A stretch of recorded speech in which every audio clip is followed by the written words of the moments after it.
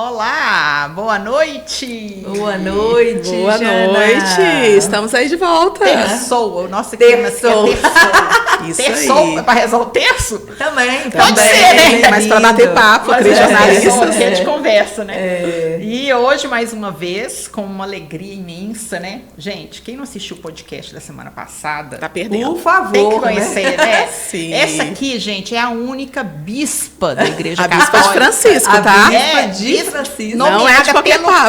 Papa Francisco. Ela já esteve em 2 encontros muito pessoais com o Papa Francisco. Eu não vou contar, né? Não vou dar Tô spoiler. esperando já agora o já terceiro. aconteceu. E Volta e assiste. assiste. Ou senão já maratona. Acaba esse e já vai pro outro. Então, ó, boa noite para Boa você noite, que tá em Ivna. casa Boa assistindo, noite, para você Kênia. que Boa tá vendo noite, agora, você que né? nos acompanha. É. Uma alegria estar aqui de novo, né? Tem muita história para contar. Então, estamos aí mais uma Muita. vez. A Jana, gente, ela mora em vários lugares do mundo, No né? Então, mundo. como ela está aqui em Belo Horizonte, eu falei, minha filha, reserva Duas dia 3 terças. e o dia 10 pra gente conversar, porque eu não sei quando ela estará aqui novamente, né? E hoje ela veio toda, eu acho lindo esses turbantes, eu acho que Eu isso me gosto lembra muito essa também, mulher africana, né? Dos seus Sim, ancestrais, as não, origens. essa mulher preta que sou eu, Linda, né? colorida. Que podemos falar de qualquer coisa, inclusive do racismo estrutural do Brasil, né? Isso, podemos. E aí eu quero já começar com essa pegada, que foi muito interessante, porque quando a gente estava discutindo a pauta, né? O que a gente vai conversar no primeiro episódio, o que vai conversar no segundo, eu falei assim, Jana, no primeiro é a história do Papa Francisco, porque a Kênia também já esteve Sim. com ele, então eu vou ficar lá só de babando. Agora, ficar de babando doeu, né? Eu vou ficar só babando. Nossa, meu pai escutar uma coisa dessa, meu pai Mas professor de foi português, em catedrático, tempo. mas eu Foi em corrigi. tempo, rolou. E eu falei, e no segundo, a gente podia conversar um pouco sobre o racismo estrutural, essas questões todas. Aí ela falou assim, mas eu queria também dizer uma coisa bem clara. A mulher preta, o homem preto, ele pode estar em qualquer lugar para falar de qualquer assunto que não precisa ser só racismo estrutural. Eu até comentei com meu marido na hora, eu falei, como é importante esse olhar, né? Porque às vezes fica essa questão. Toda vez que se convida uma estigma, pessoa né? preta para falar, fica assim, ela só pode falar desse assunto, ela pode falar do que ela quiser. Exatamente, Né? Ivna e Kênia, porque na verdade, às vezes, nós, pessoas pretas, estamos muito atrelados a histórias de sofrimento. Sim, o racismo é um abuso cotidiano que a gente passa todo o tempo, né, nessa estrutura racista do país que a gente tem com essa memória ainda colonial. Só que, por trás de várias histórias de sofrimento, que eu acho que às vezes a gente fica muito parado aí, tem várias histórias de superação, de resiliência, tem projetos de vida, tem inspiração, tem prêmios, tem vitórias, tem trajetórias, né? Então, às vezes, a gente temos que falar assim do racismo que eu passo e que me demorou, me fez tardar muitos anos para chegar a Francisco, inclusive, mas que sou uma pessoa preta que posso falar de vários temas, né? É legal que ela fala chegar a Francisco, né? Ela não fala chegar ao Papa, não é porque é íntima, né? íntima, né? Eu falaria, eu do jeito que eu sou muito sem noção, eu falava seu Chiquinho. Chiquinho, mas Francisco é da gente, né? Cidinha, É da Cidinha, gente. Cidinha tava até Cidinha aparecendo, tá semana atrás, passada tá ali. é. Cidinho, Chiquinho, né? Sim, então eu acho que nós temos realmente uma estrutura racista que desumaniza, né? Nos deixa num lugar subalterno, num lugar de menor, né? Que o normal é não ser pessoa preta, né? E quando se é mulher e preta, você está em alguns lugares piores, né? Como que tem que se dizer, né? Então, a trajetória de uma pessoa preta para chegar a um lugar de poder, de liderança, de decisão, ela é muito mais tardia, ela demora mais, ela tem que andar mais, a gente tem que trabalhar mais, a gente tem que mostrar 4, 5 vezes, né? Se uma mulher, para estar num lugar de liderança, ela tem que mostrar 4, 5 vezes que ela tem a possibilidade, a competência para estar ali. Uma mulher que ainda é preta, ela precisa fazer ainda muito mais, né? E isso é esgotador, né? Fora os episódios cotidianos do racismo que a gente passa diariamente, né? Então, assim, nós vivemos numa estrutura racista, né? Então, assim, quantas amigas pretas vocês têm, né? Ou as pessoas pretas que vocês têm são só as pessoas que prestam serviço. Então, acho que a gente tem que pensar, eu acho que são pautas que a gente precisa discutir. Isso foi, né? durante muito tempo, discutido até na questão da teledramaturgia brasileira. Sim. Em todas as novelas, as pessoas pretas Eram eram empregadas. motoristas, eram as empregadas Empregadas domésticas, domésticas. né? Nunca estava ocupando, ela nunca era madame, né? né? Exatamente. Muito menos protagonista, né? Exatamente. É. Então, assim, ser protagonista das histórias, dos espaços de poder e liderança, se ampliou. Isso aí a gente não pode negar que hoje a gente está conseguindo chegar nos lugares, mas a gente ainda sofre para se manter aí. Porque tem toda uma estrutura racista por trás, né? E tem um processo de desconstrução que a sociedade está fazendo, né? Mas a gente está avançando, né? E eu acho que a gente está caminhando bem nesse sentido. Ô, Jana, você falou uma coisa aí, e enquanto você estava falando, eu me recordei de um fato recente da nossa história, né? Quando o presidente Lula ganhou e escolheu como ministro dos Direitos Humanos, né? Silvio. Sim.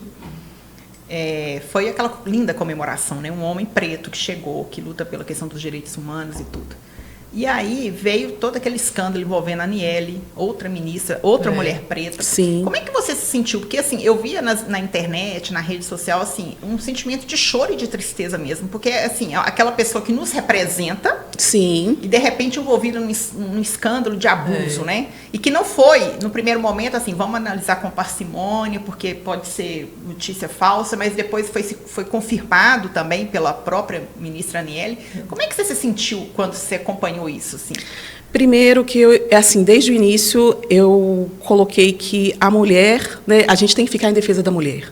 Em qualquer circunstância, né? Então, assim, quando ela fez a denúncia, né, por mais que tem toda uma trajetória para que o Silvio estivesse naquele lugar, que não pode ser descredenciada nesse momento, né? Então, assim, é legitimar a fala da Aniele, né?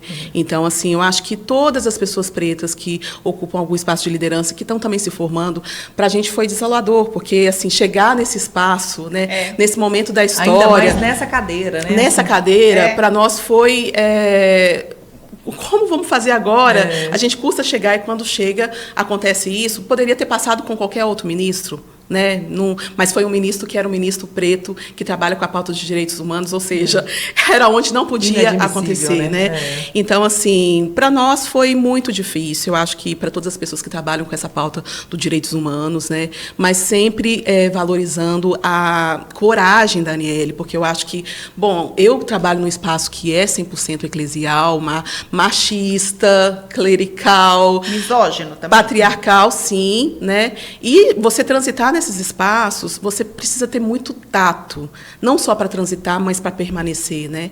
Então, eu imagino que ali, né, um espaço onde que duas pessoas pretas protagonistas estavam ocupando espaços de muita potência, porque o ministro Silvio, apesar de todo esse contexto, ele, cara, é uma sumidade na parte de formação, tem uma bagagem cultural, tem uma história, tem uma militância dentro da questão. Não se pode negar isso. Exatamente, não se pode negar, mas foi um cara que errou e precisa pagar por isso, né? Desperdício, né? Quando exatamente, a gente vê essas histórias, é um desperdício. Sim, e aí me faz pensar também, você falou, a gente acabou pegando aqui, não estava nem programado essa questão do abuso, sim, mas essa palavra também é muito cara para você, né? A gente tem, você está dentro da igreja, exatamente, né?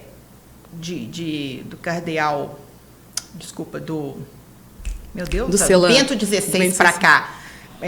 Resolveu-se tirar da igreja esse tapete que escondia muitas coisas. Então, Bento XVI abriu essas portas, vamos colocar isso para fora e dizer o que está acontecendo e não vamos esconder mais essa questão dos abusos. E hoje você faz um trabalho muito bacana sobre isso, né? Assim, junto com bispos. Conta para a gente como é que é isso. Então, Ivna, precisa se falar sobre abuso na sociedade e, sobretudo, na igreja, no ambiente eclesial, né? Hoje eu trabalho no CELAM, né, coordeno a parte de marketing do Centro de Formação. E nesse centro... é a Conferência Episcopal Latino-Americana. Sim, a Conferência Episcopal Latino-Americana, porque a gente contou no episódio passado. Então, hoje eu estou aí, eu sou a gestora de marketing do Centro de Formação, que cuida de toda a formação pastoral para a América Latina, né? E dentro dessa formação pastoral, eu fui convidada a coordenar um curso específico de Media Training, que é uma área da comunicação que trabalha, né, vocês também são jornalistas, podem me ajudar a explicar melhor, que fazem treinamento de como você lida com a imprensa em diversas situações, né? E aí te ajuda a fazer um treinamento de postura, de voz, de narrativa, de posicionamento, de como olhar, de como responder, de como se... Do que não dizer, né? De que não dizer, de como se situar, sair, né? Na questão. Das saias justas. Exatamente, né?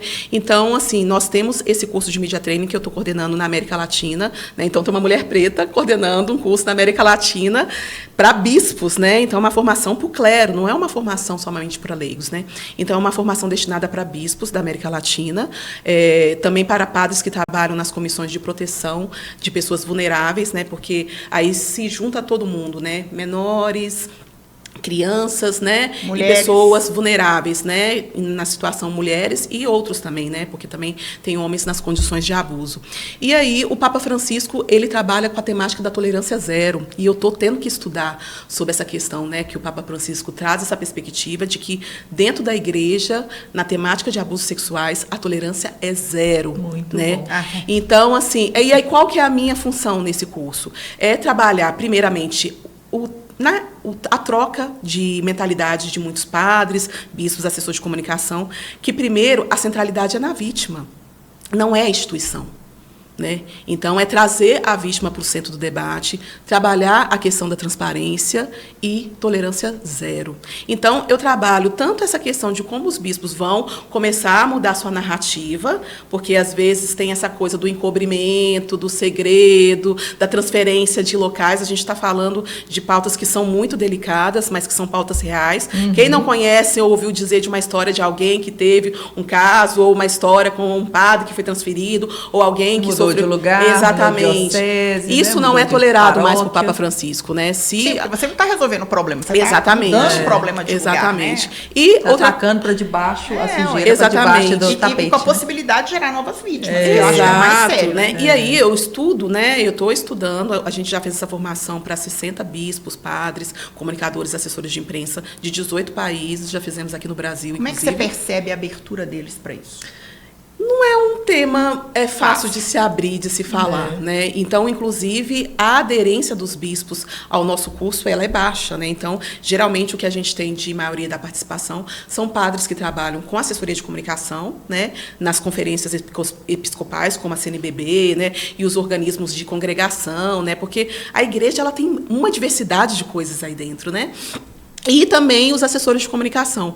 Os bispos que têm estado conosco têm, assim, maravilhado com o curso, porque o curso não é só você trabalhar uma estratégia de como você lidar com a imprensa, de como você conversar e falar algo que é difícil, ou como não falar alguma coisa que você pode dizer depois, quando você tiver informação, mas eu criei uma metodologia que você também trabalha esse câmbio, essa troca de narrativa, né? Ela já da narrativa. Então, o primeiro dia da formação do curso, eu trago uma psicóloga que trabalha essa questão de escuta das vítimas, para que possa mostrar para os padres e as pessoas que estão ali, e a gente tem poucas mulheres participando desse curso, para que possa mostrar como que uma pessoa que passou por um abuso sexual, ela é impactada para sempre. Né? E aí, a partir daí, a gente vai começando a trabalhar como que a escuta, ela precisa ser uma escuta sensível, ativa, né? E aí, a partir da escuta da vítima, de você trazer a vítima para o centro, aí eu trabalho as outras estratégias de comunicação, que é como trabalhar a crise, como você lidar com a imprensa, numa entrevista, numa coletiva de imprensa difícil, né, como você pensar perguntas que possam ali te constranger e que você pode se antecipar. Né? E a gente teve uma experiência muito interessante agora em Buenos Aires, que nós fizemos as conferências de imprensa, né, que são aquelas coletivas onde tem várias pessoas numa mesa e você tem uma plateia de jornalistas. Né? E a gente teve uma plateia de estudantes de investigação jornalística, lá da Universidade Católica de Buenos Aires, que tinha um professor que era da grande imprensa, do La Nación. E o cara era daqueles jornalistas com sangue no olho, sabe? Assim. Então, assim, cada grupo que aí eu fiz uma mesa e passaram vários grupos com esse mesma plateia de estudantes de jornalismo. E os bispos tiveram, porque a experiência prática de lidar com uma imprensa que às vezes não sabe informações ou que tem outras informações que outras fontes exatamente privilegiadas, às e que vezes. Tiveram que aí tentar trabalhar a transparência, a centralidade da vítima e essa questão de que a igreja precisa ser verdadeira onde ela erra e, sobretudo, rever a rota, né? Então, é um pouco do que eu estou fazendo agora. Que bacana, né? Nossa, chique demais. Sim, não é muito desafiador, porque é um assunto que me toca, né? Enquanto mulher, né? Enquanto uma pessoa preta também, que se você for olhar, os maiores índices de pessoas que são abusadas são pessoas, meninas entre 12 e 18 anos e pretas, né? Desde então, sempre, né? Desde a época da escravidão. Que os nossos corpos estavam à disposição, que agora não está mais, né? Então, assim, É difícil você também ver a estrutura clerical, né? Como que às vezes é difícil estar nesse espaço, mas eu estou aí porque eu acho que eu posso fazer diferença. Mas eu achei interessante, porque o curso pode parecer um curso só de técnicas e práticas, como você comentou, mas é uma excelente desculpa para trocar mentalidade. Exato, né? Para pensar, para abrir para uma nova perspectiva, né? Assim, pensar, trazer a vítima para o centro, isso muda tudo. Muda tudo. Muda tudo, assim. Muda e aí tudo. muda, assim, aqui não estamos querendo proteger a igreja ou a instituição, seja ela Exatamente. o que for. Mas a gente quer literalmente que a verdade, né? Venha pro centro também, venha pro né? centro e que a gente consiga assumir o erro. Isso é muito bonito, né? Isso é muito cristão, isso é muito possível, né? Então, isso é E isso bacana. também foi graças ao Papa Francisco, né? Essa Que tolerância zero é muito bom, né, gente? Então, assim, é um termo que, inclusive, não é muito bem aceito. Imagina, porque aí tem uma Um ala, dos, né? Sim, um dos temas que o Francisco traz que são difíceis, né, para alguns setores da igreja, né? Então, a gente está sendo acompanhado pela Pontifícia Comissão de Proteção ao Menor e, para mim, é uma honra estar nesse trabalho, né? Porque eu acho que eu posso colaborar, trazendo a minha visão como jornalista, um pouco da minha trajetória aí. Então, nesse curso tem muito de mim também. Ô, Jana, você nunca pensou assim, como a gente tem essa questão de mulheres, divas, né? Porque são 2 pontos que eu quero trabalhar com você agora. O primeiro deles é o seguinte, a gente falava no dia que você chegou, uma mulher muito empoderada. Aldo vai confirmar, né, Aldo? Quando ela chega, tem uma presença, né? Ela chegou, chegando, gente. Então, eu queria fazer 2 perguntas, né? Você, solteira, inacreditável, né? Inacreditável. Mas eu fico pensando assim, será que ser um marido ou ser um namorado de uma mulher tão empoderada assim, como é que você lida com isso, assim, né? Na sua afetividade, como é que você lida com... Porque a mulher muito empoderada, ela assusta também, né? Ela cria num homem, num parceiro e tal, é uma questão mais pessoal, mas é só porque eu imagino isso. Eu me recordei de alguns fatos, assim, né, ainda na juventude, quando a gente ia para esses encontros grandes e tal, e aí, em algumas ocasiões, eu sempre muito em destaque, mas aí eu bati o olho em um que estava ali no palco e fazia aquela paixonite e tal, falei, agora, como que esse cara vai supor, em algum momento, que eu... E como que eu vou chegar até ele, né? Porque é uma coisa que fica muito distanciada. Então, você é essa mulher. E aí, eu fico me perguntando também se você já sentiu isso alguma vez, se você já pensou em fazer um trabalho de empoderamento feminino de verdade com mulheres, sobretudo mulheres pretas, para dizer o lugar que elas têm. Não, na sociedade, sabe? Sim. É como se fosse assim, passar da sua história... Porque inspira, né? Que inspira tanto. E aí escrever sobre isso, mas aí eu não estou falando de escrever um documento eclesial. É um documento... um livro, um livro da Janaína da Conceição de Paula Santos, né? A história dela chegando para essa mulher. Fiz 2 perguntas em uma, mas você entendeu, né? Sim, entendi. A primeira coisa que eu acho que eu posso dizer é que um corpo preto é um corpo político, né? Olha, então, assim, o meu corpo, quando ele chega nos lugares, ele traz um tanto de coisa. Eu posso não falar nada, né? Mas chegou um corpo preto ali que tem uma postura política, né? Então, assim, hoje eu não sou uma militante do movimento negro. Mas você acha que qualquer corpo preto é assim? Exatamente. Não, é porque assim, assumidamente ou não, né? Isso quer dizer... Qualquer corpo preto é um corpo político, Ivna. É um corpo de resistência, sim, eu concordo com a Janaína. Sim, é um corpo de resistência, porque quando você vai ao supermercado ou vai a uma loja e o meu corpo é um corpo preto seguido e o seu não, isso mostra a diferença de um corpo preto que tem toda uma trajetória de um racismo estrutural que a gente vive no país, né? Então, assim, hoje eu tento, assim, estar nos lugares de poder e liderança, fazer o máximo que eu puder dentro da competência, né, dentro dos talentos que eu tenho, mostrando que é possível, sim, ter pessoas pretas naquele lugar, né? E servindo de inspiração para outras mulheres pretas que é possível chegar naquele lugar também. É fácil estar aí? É fácil permanecer? Não. É um desgaste, inclusive, cotidiano, essa permanência, né? Porque não é só o caminho para chegar e chegar, é o caminho para permanecer aí também, porque é todo tempo alguém te dizendo que você não tem que estar ali, né? Que poderia ser uma outra mulher branca ou de outra nacionalidade. Esse alguém dizendo é verbal ou é no olhar, é na postura? Não é no olhar, é nas condutas, né? Quantos trabalhos eu passei, eu tive que entrar e sair, inclusive dentro da igreja, por conta de assédio, né, desse assédio moral que se faz tanto com as mulheres, mas que se faz ainda mais quando é uma mulher e mulher preta, né? Então eu acho que tem essa questão de que um corpo preto é um corpo político em qualquer lugar que ele esteja, né? Então eu acho que isso traz inspiração. Eu vejo outros, hoje, por exemplo, eu tenho uma grande amiga que é a irmã Regina, e a gente troca muito, que é a diretora das Obras Missionárias Pontifícias, né, que é uma organização do Vaticano dentro do Brasil, que tem em vários lugares do mundo. É a primeira mulher preta a estar nesse lugar, né? Posso até deixar a foto também. Então, tipo assim, e a gente fala muito sobre como que é solitário estar aí, né? Então, a gente está se articulando quando você fala assim, como que poderia, né, ajudar outras mulheres? Se articulando para a gente fortalecer, porque a gente precisa de lugares de aconchego, porque a gente está em todo o tempo em guerra.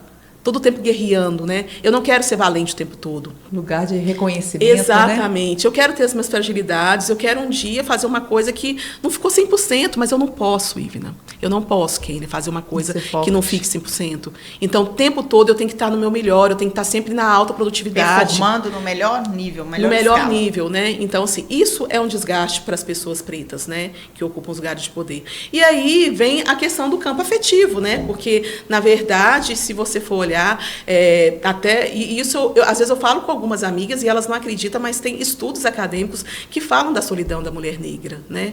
Então a mulher negra, ela é considerada, tem uma filósofa que ela é angolana e também ela é alemã, que ela fala sobre essa questão da mulher preta ser o outro do outro, que a mulher já é considerada, não é considerado o mesmo que o homem, né? Então, assim, não há uma equidade aí, a mulher já é o outro em relação ao homem. E a mulher preta, ela não é considerada uma mulher branca. Então, nós somos outro do outro, né? Então, assim, num contexto de que eu sou diferente, né? Eu não sou o normal. Então, assim, quem disse que o normal é o ser branco? Exatamente. Então, tipo assim, isso tudo, isso vão criando fissuras dentro de um coletivo que passa pelo afetivo, que às vezes não é só eu ser uma mulher empoderada que às vezes me impede de ter um relacionamento, de ainda não ter me casado e tudo mais, mas tem essa outra estrutura racial que me coloca num lugar de menos possibilidades. Né? Então, assim, quando eu vou, por exemplo, sair com uma pessoa que não é negra, eu fico pensando qual que é a estrutura familiar que ela tem, né? Será que aquela pessoa teria coragem de me levar à sua família? Será que ele teria coragem de sair com seus amigos que são majoritariamente brancos? Será que ele tem alguém que ele convive que não seja alguém de trabalho simples, que também seja uma pessoa preta, que possa fazer uma discussão de igual para igual? Né? Será que aí, às vezes, algumas pessoas me acham que eu sou arrogante, que o meu jeito de chegar é nariz em pé, porque uma pessoa preta tem que ser sempre subalterna?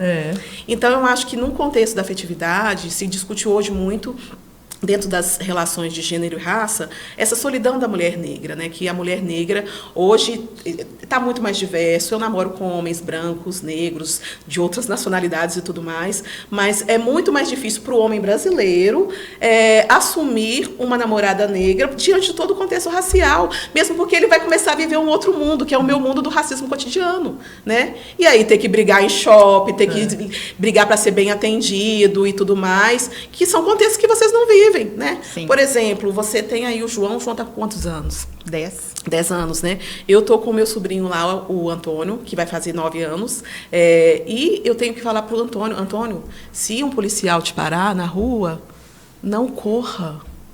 Você vai falar isso para o João?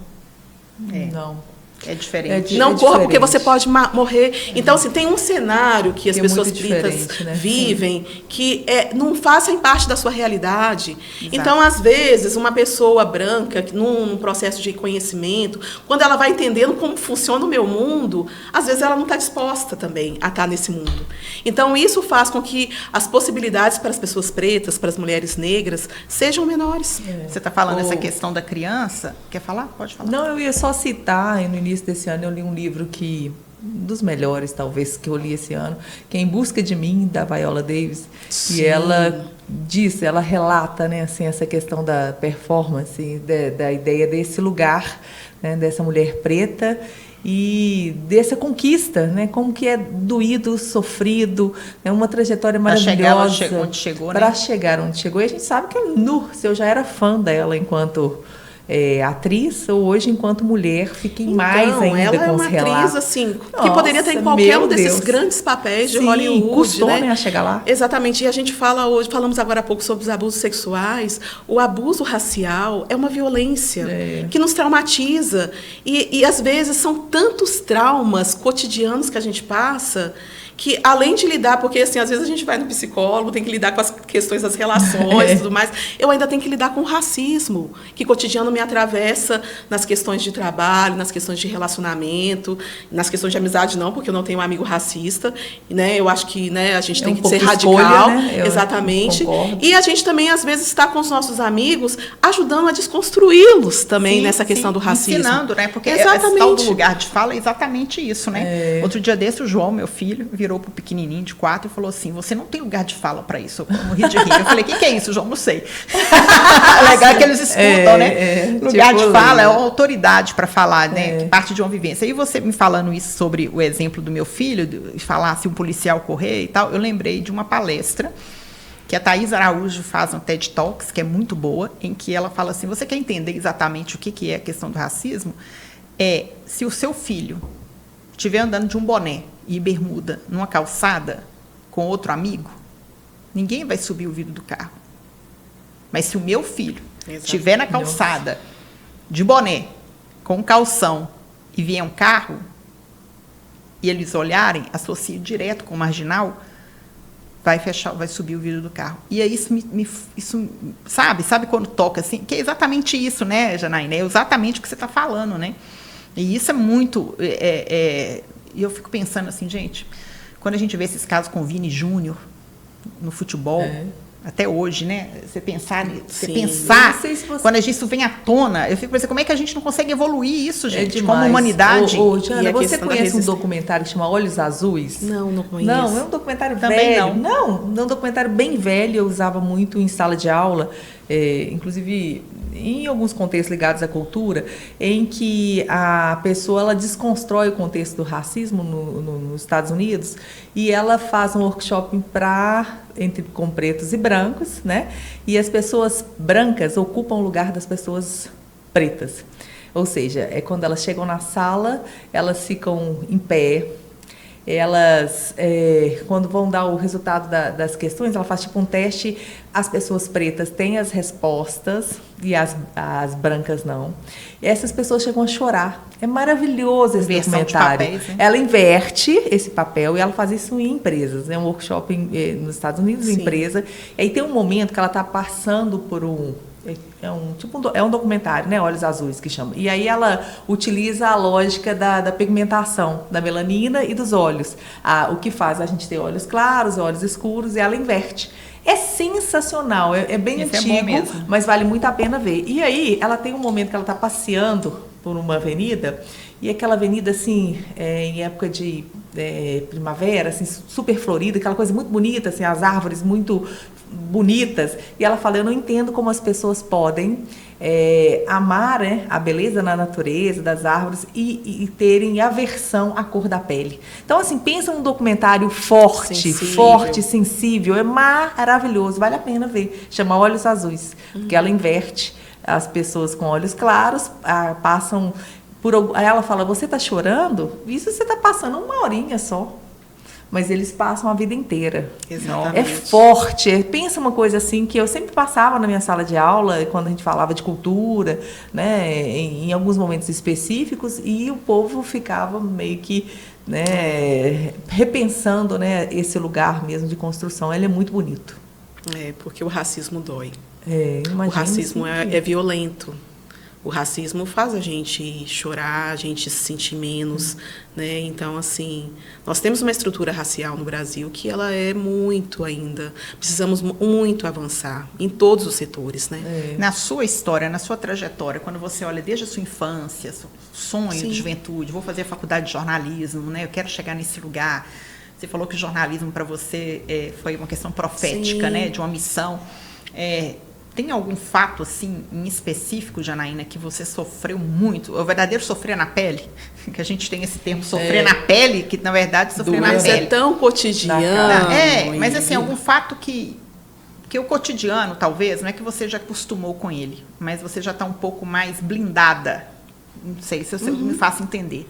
Você mesmo falou, olha, é uma luta para permanecer nesse local, eu tenho que estar o tempo todo. Então, você já vai criando uma casca, no sentido de proteção mesmo, de se proteger.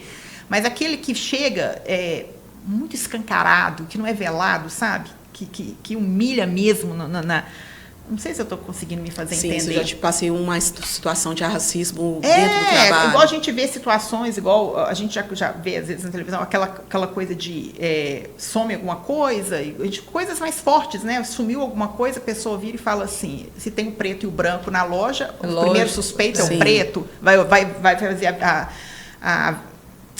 como é que chama? Vistoria. A vistoria nele primeiro, alguma coisa assim, até na infância, em outros momentos. Na infância eu já tive muitas questões dentro da escola, porque na escola, gente, eu estudei no Colégio Batista, lá em Ouro Branco, né? E na escola tinham somente 3 pessoas pretas, que era eu e um casal que também estudava lá, né? Então, assim, essa questão, primeiro que a pessoa preta, ela nem é retratada nos ambientes, né? E quando, por exemplo, nos livros de história a gente é retratado pela escravidão, pela questão do sofrimento. Gente, imagina isso. Hoje, claro que o ensino já mudou, mas isso há 30 anos atrás. Como é que, tipo assim... E aí todo mundo olhava pro preto e perguntava, né? Como é que era, se eu tinha alguém que tinha sido escravo. Então, tipo assim, isso eu passei muito na minha infância, de ter situações em que eu não tinha nenhum letramento racial. Eu acho que isso talvez era o que mais... Eu não tinha possibilidade de resposta, né?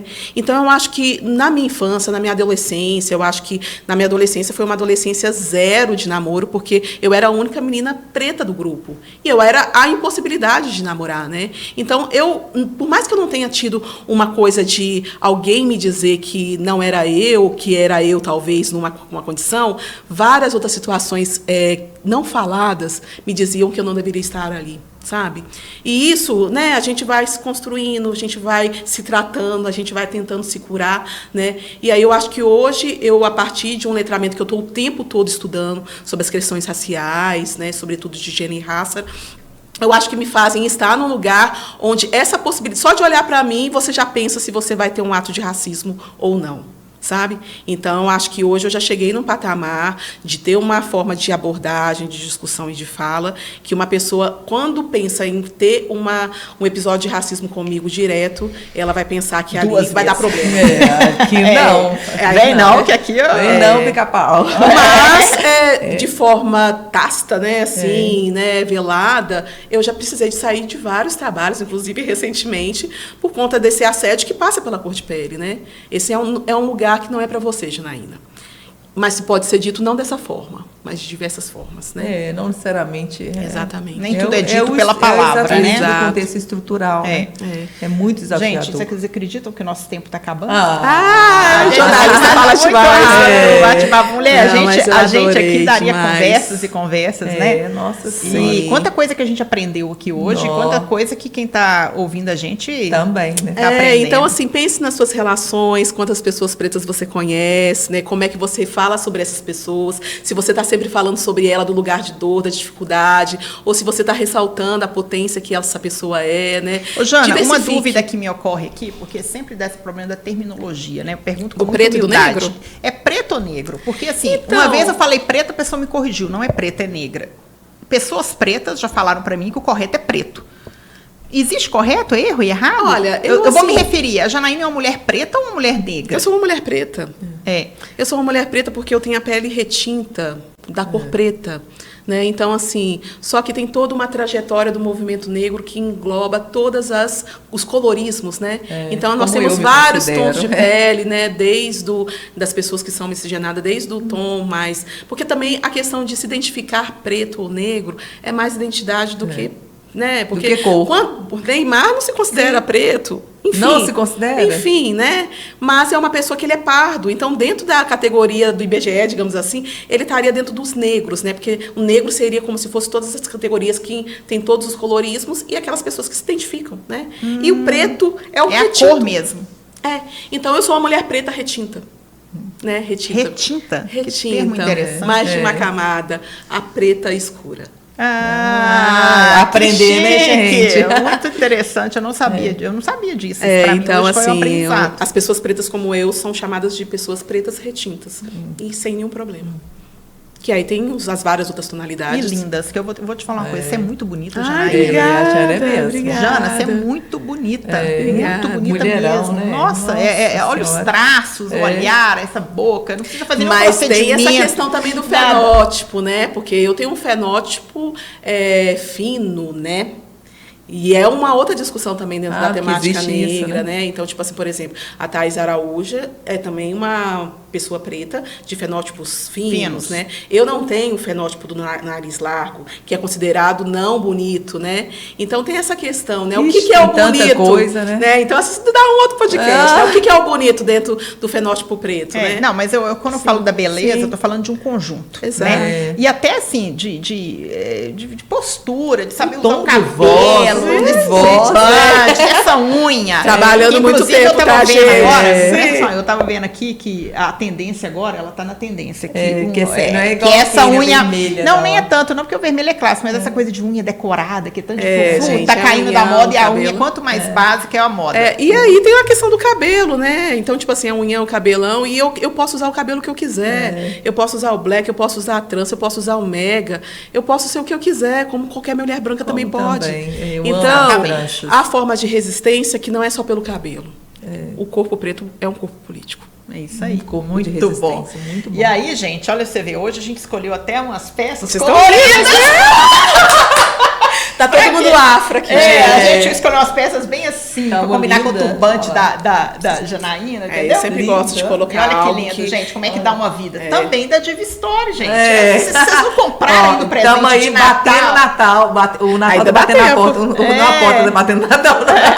O Natal Cara, daqui a 14 tá batendo, dias, né, hoje, porta. 10 de dezembro, daqui a 14 dias, a gente está na ceia de Natal, que inclusive vai cair numa terça-feira, né? 17, 24, então daqui a 2 semanas já é o Natal. E aí, se você ainda quer comprar um presente bacana, pensa nas pessoas que você ama. Olha esse meu aqui, esse meu é tão bacana que se eu quiser virar e usar ele assim, ó.